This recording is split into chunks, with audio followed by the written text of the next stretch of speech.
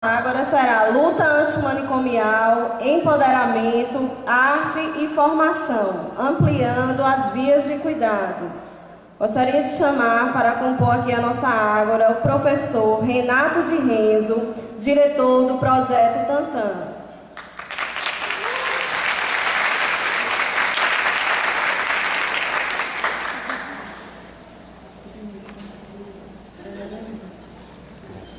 Gostaria de convidar também Francisco Saião, diretor do Centro Psiquiátrico do Rio de Janeiro, da Secretaria Estadual de Saúde do Rio de Janeiro.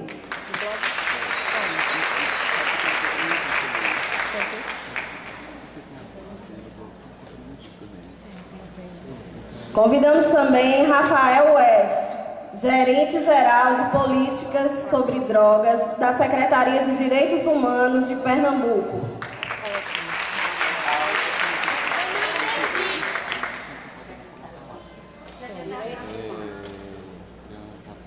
Para mediar esta ágora, convidamos Erlon Bezerra, professor do Instituto Federal Pernambucano.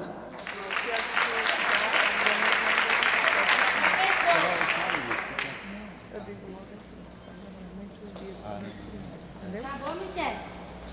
Vai começar agora. O professor chegou, a aula vai começar.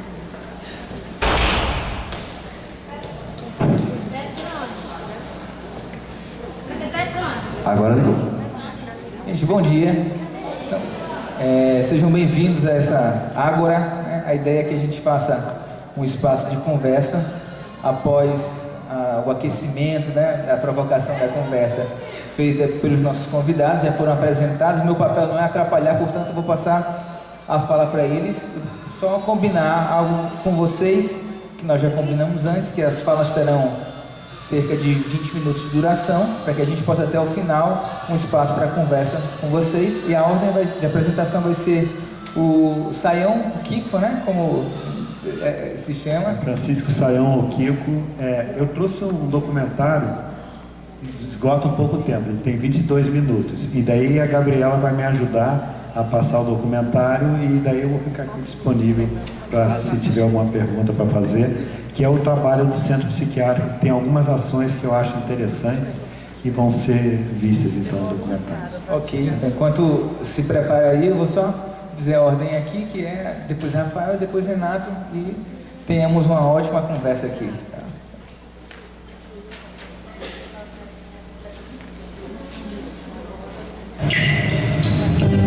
Não é cansativo, é prejudicativo, é uma cabeça sem juízo, sem preservativo, não preserva o equilíbrio, só deixa a gente um pouco sem sentido. Não é cansativo, é prejudicativo, é uma cabeça sem juízo, sem preservativo, não preserva o equilíbrio, só deixa a gente um pouco sem sentido. O filósofo francês Michel Foucault foi um dos historiadores da psiquiatria que mais se destacou no público geral.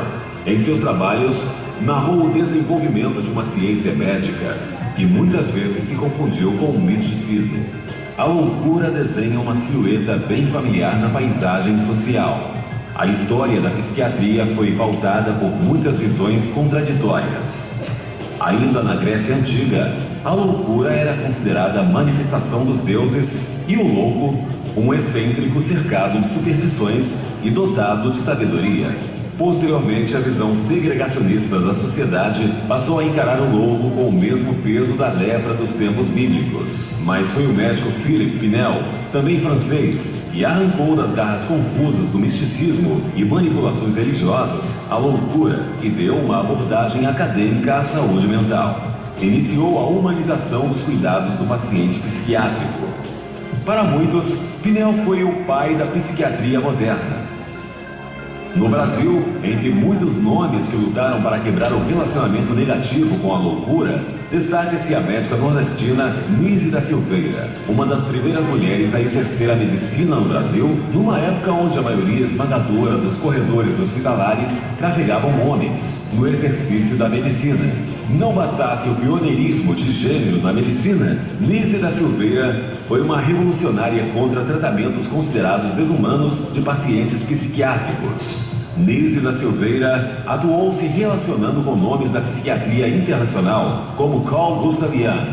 A arte plástica, a música, a literatura são ferramentas, entre outras, que mostram grande relevância nesta atividade terapêutica. Ultrapassa a frieza do tecnismo, a distância do cuidador e a impessoalidade dos procedimentos curativos. Resgata no paciente a figura humana de um portador de transtornos, mas que não o torna exclusivamente um alienado.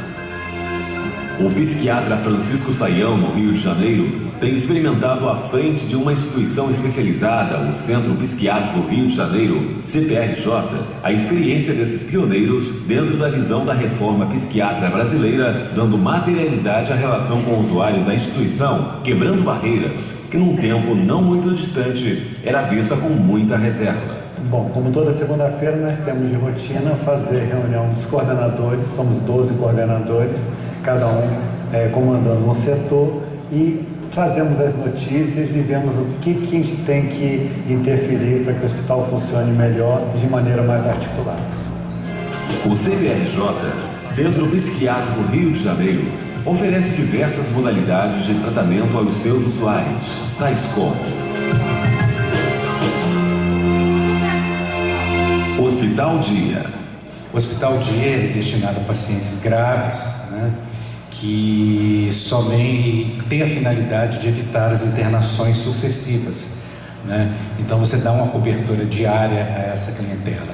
Ela chega aqui pela manhã e sai à tarde participando das atividades. Várias atividades. Nós acreditamos que as oficinas terapêuticas, e dentre elas, não só aquelas de trabalhos manuais e atividades, mas teatro, música, pintura, a arte como um todo ajuda na reabilitação do paciente com transtorno mental grave. Trabalho aqui no Hospital Dia, do CPRJ, e uma das atividades que eu faço é a oficina de poesias, que foi essa que vocês acompanharam. Eu costumo dizer que a poesia é um pretexto para a gente poder conversar, discutir, para ser um encontro entre eles, e ver o que surge desse encontro.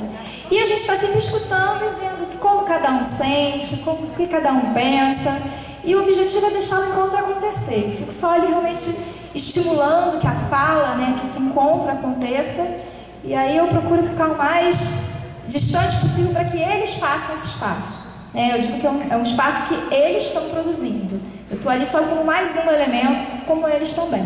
Foi no ano perto de 2000 que nós então já começou a funcionar, então ser criado o projeto de atenção à população em situação de rua com transtorno mental grave. Nós temos a parceria com o Instituto de Psiquiatria da UFRJ e, na época, a Fundação Leão 13 e outros abrigos da região. Este projeto foi pioneiro, nós fomos premiados, tanto como experiências exitosas pelo Ministério da Saúde, e também ganhamos um prêmio no Congresso Brasileiro de Psiquiatria, que o Laboratório Lilly nos destinou.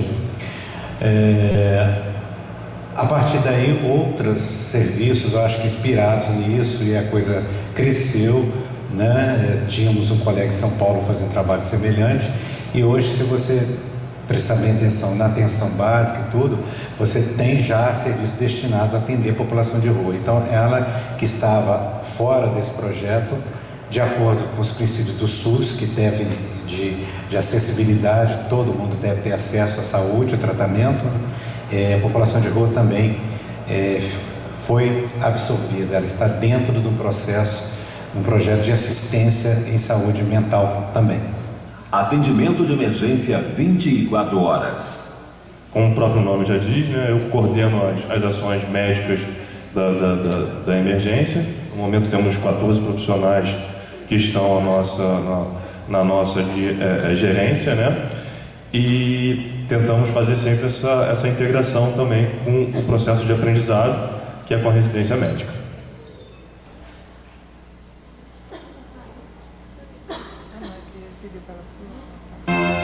parte da equipe de visita domiciliar, que acontece toda terça-feira.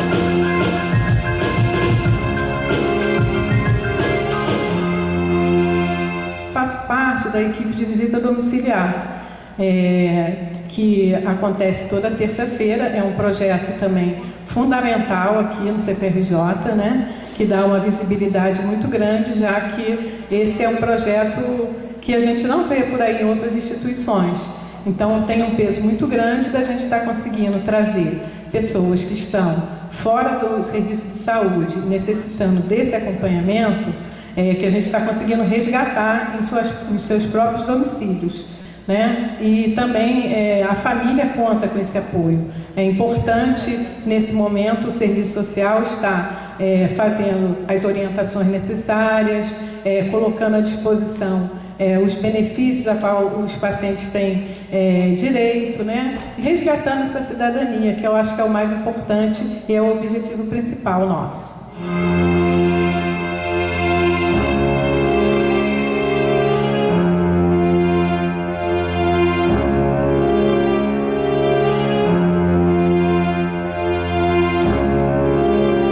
Da sua avaliação, qual é o maior resultado da visita domiciliar? O maior resultado é a gente entender que é possível, que o paciente ele gosta dessa ajuda, né? A gente antigamente achava que o paciente não ia porque tinha horror ao tratamento. Não é não, às vezes tem instituições que a pessoa tem que ter horror mesmo, mas não tem horror ao tratamento, ele não consegue sair de casa mesmo, ele tem medo de ser exposto, né? E não vai chegar nunca. Então, se a gente não trouxer acesso, ele não vai ter tratamento. A visita domiciliar do CPRJ é a única do Rio de Janeiro. É a única equipe capacitada a fazer isso hoje em dia no Rio de Janeiro. A abordagem que eu faço dentro do campo da psicologia, primeiro, é uma tentativa de vincular o paciente à equipe e, portanto, também à instituição. Esse trabalho de vínculo, nesses tipos de pacientes, é um trabalho de construção, porque esses tipos de pacientes têm dificuldade em estabelecer vínculos. E a minha abordagem é uma abordagem em que eu trabalho com acolhimento, com contato, principalmente a tentativa do contato ocular, que, na minha concepção, é o que estabelece uma possibilidade de integração num paciente que está totalmente fragmentado.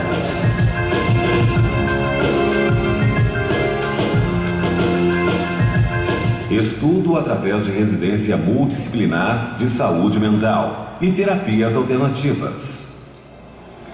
A CPRJ tem uma residência médica desde 2007, então nós já estamos aqui 7 anos agora, indo para o 8º ano de residência médica, reconhecida pela Comissão Nacional de Residência Médica, que tem o objetivo de formar psiquiatras para trabalhar na rede pública.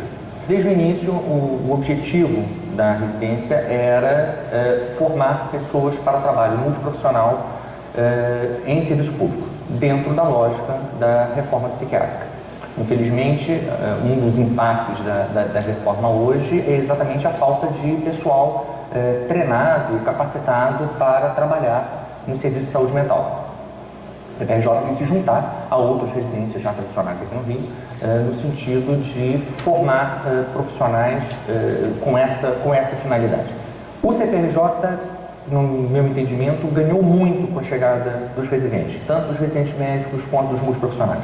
Eu acho que hoje os profissionais que trabalham no CPRJ têm uma noção melhor, ainda que isso sempre deva ser aprimorado, de que nós somos um hospital de ensino. Todos os profissionais devem se participar e se sentir implicados na formação desses residentes, simplesmente porque faz parte do trabalho. É importante que eles participem e ajudem os residentes no entendimento, nas discussões de caso. Hoje mesmo tivemos uma apresentação de uma residente no centro de estudos, e nós fazemos isso regularmente, em que as discussões sempre abrangem todas as áreas do CPRJ, tanto de vários setores quanto os vários profissionais envolvidos na questão. Outra coisa importante em relação à chegada da residência médica e da residência multiprofissional também é o incentivo dado aos profissionais do staff aqui do CPRJ no sentido de se aprimorarem. Eu acho que a presença de um residente instiga o profissional que está trabalhando a estudar mais, a se aprimorar mais. Ele é levado a ser questionado sobre questões, por vezes, difíceis e que requerem que ele mesmo se recicle e estude. Então, eu acho que cria aí um ciclo virtuoso de que a gente ensina e, ao ensinar, nos obriga a aprender.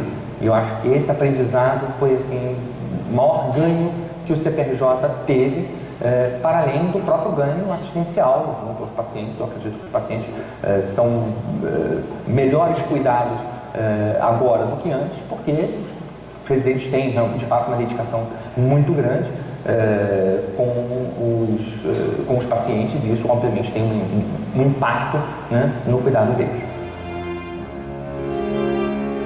O CPRJ, acho que ele tem essa marca, né, para todas as dificuldades que a gente sabe que existe na área de saúde, de apostar em coisas novas, né, em coisas que possam trazer a criação mesmo de saídas, de novos entendimentos. E eu entendo realmente isso, eu acredito, né, sei que essa ideia é partilhada por muitos colegas. Quando a gente articula a assistência, a formação, o ensino, a pesquisa, a gente abre um espaço assim, imenso de renovação mesmo das ideias e principalmente da aposta nesse trabalho, que é um trabalho tão difícil, né, que a gente enfrenta tantas dificuldades, mas, enfim, a gente poder, então, contar com os residentes. Isso tem propiciado, o Centro de Estudos é um espaço onde as sessões clínicas acontecem, onde as monografias que estão sendo produzidas e feitas são apresentadas, e onde a gente pode, então, discutir, né, e avançar mesmo na reflexão e renovar assim, o desejo da gente de permanecer trabalhando, né, porque eu acho que esse é um trabalho que necessita fundamentalmente do desejo da gente. A gente manter aceso esse desejo é a condição, que eu diria assim, primordial para a gente poder trabalhar na área de saúde, especialmente na área de saúde mental.